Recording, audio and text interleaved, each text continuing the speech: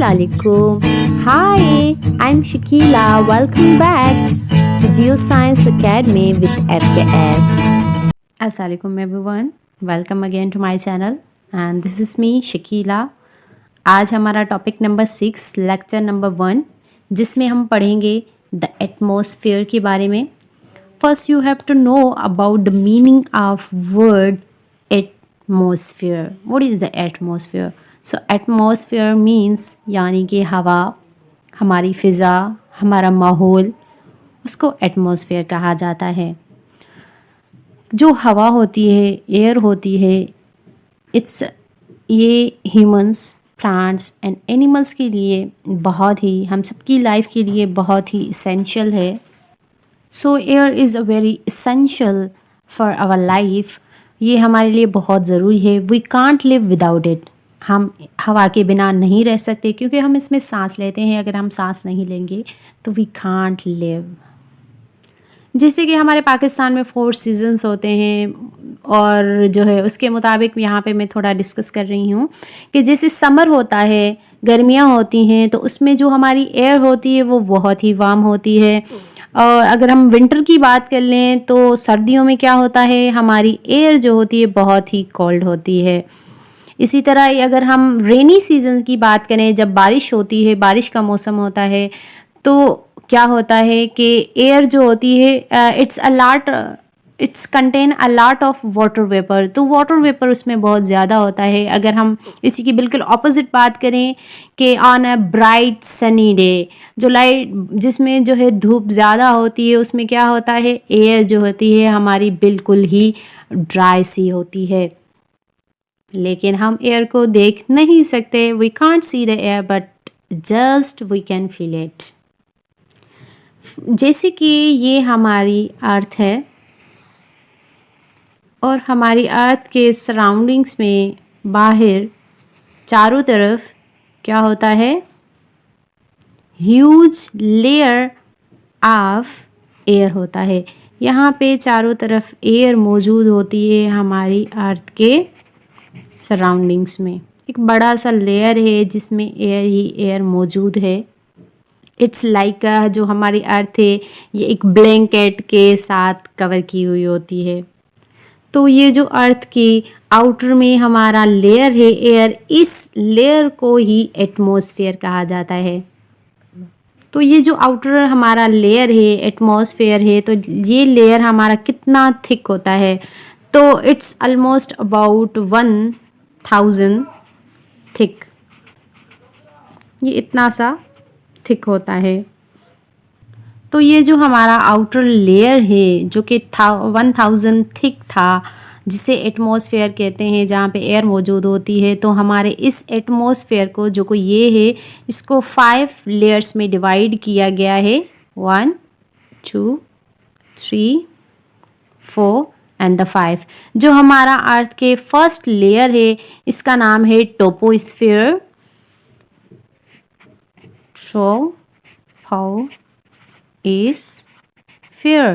इसका नाम है ट्रोपोस्फेयर, जो कि हमारा फर्स्ट लेयर है.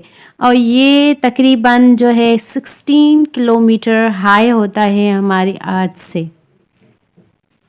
और ये जो हमारा जो हमारी वेदर होती है ये चेंज होती रहती है. तो ये चेंजिंग जो होती है कौन से लेयर में होती है, अर्थ के कौन से एटमॉस्फेयर के लेयर में, तो ये भी हमारा जो फर्स्ट लेयर है ट्रोपोस्फेयर है, इस ट्रोपोस्फेयर में हमारी वेदर जो है चेंज होती रहती है. तो ये तो हमने समझा कि एटमॉस्फेयर क्या होता है, इसकी मीनिंग क्या होती है, ये अर्थ के कौन सी लेयर होती है और कहाँ पे होती है, कितनी थिक होती है, फर्स्ट लेयर का नाम क्या है, कितनी लेयर्स होती हैं. तो अब आइए डिस्कस करते हैं कि ये जो हमारा एटमॉस्फेयर है, यहाँ पे ये एटमॉस्फेयर बना किस चीज़ से हुआ है. तो जो एटमॉस्फेयर है it's a made up of many gases. ये गैसेस से मिलके बना हुआ होता है, जिसमें हमारी आ जाती हैं nitrogen, oxygen, carbon dioxide and the water vapour, dust particles and the germs. ये सब को मिला के हमारा एटमॉस्फेयर बना हुआ है इन सब चीज़ों से. पहला है जैसे कि हमारा एटमॉस्फेयर बना हुआ है मुख्तलिफ़ गैसों के साथ। तो पहला है नाइट्रोजन, और नाइट्रोजन जो है बनाती है लार्ज जो है volume of gases in atmosphere. हमारे एटमॉस्फेयर में जो गैसेस बनती हैं लार्ज अमाउंट में, वो बनती हैं नाइट्रोजन की वजह से। तो नाइट्रोजन हेल्प किस में करती है? तो नाइट्रोजन कंट्रोल करने में, जो बर्निंग करते हैं, आग जलाते हैं, उसको कंट्रोल करने में नाइट्रोजन हेल्प करती है। एंड तो ये नाइट्रोजन होती कहाँ का इस्तेमाल है? तो जो नाइट्रोजन है ये हमारी डाइस यानी कलर्स करने में इस्तेमाल होती है मुख्तलिफ़ चीज़ों को। और एक्सप्लोजिव्स यानी कि धमाके जो होते हैं, धमाका करने में भी नाइट्रोजन हेल्प आउट होती है हमारे लिए। और फर्टिलाइज़र्स में भी नाइट्रोजन का इस्तेमाल किया जाता है। उसके बाद है ऑक्सीजन। तो आप सबको पता है जो लिविंग थिंग्स होती हैं वो ऑक्सीजन का इस्तेमाल करती हैं। जैसे कि हम लिविंग थिंग हैं तो हम सांस लेने के लिए ऑक्सीजन का इस्तेमाल करते हैं। एंड प्लांट्स की बात करें तो प्लांट्स भी जो है फोटोसिंथेसिस के ड्यूरेशन में ऑक्सीजन का इस्तेमाल करते हैं। And it also used for burning, किसी भी चीज़ को जलाने के लिए भी ऑक्सीजन का इस्तेमाल किया जाता है। लेकिन उसके कंट्रोल के लिए बिल्कुल ऑपोजिट में नाइट्रोजन थी कि बर्निंग का कंट्रोल नाइट्रोजन में होता है, लेकिन अगर हमें बर्निंग करवानी हो तो ऑक्सीजन का इस्तेमाल होता है। अब आ जाते हैं कार्बन डाइऑक्साइड पे। तो जो कार्बन डाइऑक्साइड होती है हमारे एटमॉस्फेयर में, ये इस्तेमाल होती है प्लांट्स इसको इस्तेमाल करते हैं अपना फूड बनाने के लिए कार्बन डाइऑक्साइड को। और जो कार्बन डाइऑक्साइड होती है ये रिलीज़ होती है ड्यूरिंग ब्रीथिंग प्रोसेस। जब हम सांस ले रहे होते हैं, आप सबको पता है ऑक्सीजन लेते हैं, लेकिन जब हम सांस को बाहर निकालते हैं, ब्रीथ आउट करते हैं, तो हम कार्बन डाइऑक्साइड निकालते हैं, जो कि प्लांट्स इसको जो है ब्रीथिंग करने के लिए कार्बन डाइऑक्साइड को ले जाते हैं और अपना फूड बनाने के लिए इस ऑक्सीजन का इस्तेमाल करते हैं। और जो है इसके अलावा carbon dioxide is also given out when things burn. जब कोई भी चीज़ जला रहे होते हैं, जल रही होती है, उस जलने की ड्यूरेशन में जलने की वजह से भी कार्बन डाइऑक्साइड मिलती है, उससे निकलती है। जो भी चीज़ें जलती हैं उनसे कार्बन डाइऑक्साइड निकलती है। अब फर्दर है वाटर वेपर। तो जो हमारी एयर एटमॉस्फेयर में मौजूद होती है वो कंटेन करती है लॉट ऑफ वाटर। उस एयर में जो है वाटर मौजूद होता है। व्हेन सन शाइन्स, जब सूरज चमकता है, उसकी जो लाइट होती है सूरज की, सनशाइन होती है, वो जैसे कि कोई सी है, ओशन है, पानी है, तो उसमें जो है वो सन की लाइट पड़ती है और सन की लाइट हीट देती है हमें, जैसे कि हम पढ़ चुके हैं। तो जो वो हीट सन की लाइट हीट के फॉर्म में उस सी पे, उस पानी पर पड़ती है, तो क्या होता है उस पानी पे जो पड़ती है तो वो पानी जो है सी का बहुत ही वार्म हो जाता है, गर्म हो जाता है, हीटअप हो जाता है।